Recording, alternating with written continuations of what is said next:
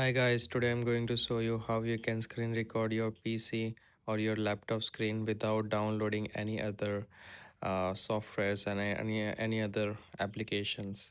So first of all, you gotta press Windows key, Shift key and R key together.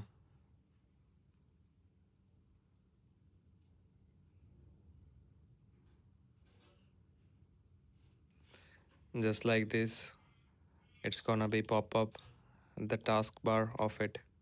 You can easily screen record it or either you can capture a screenshot of it. And the second trick's gonna be you gotta open game bar of the PC. First of all, you gotta press Windows key and G together.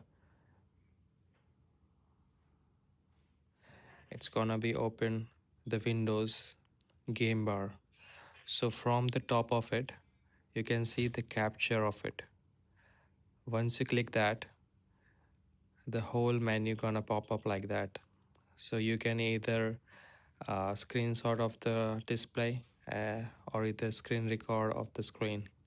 So this is how you do your screen recording without downloading any other software or something like that.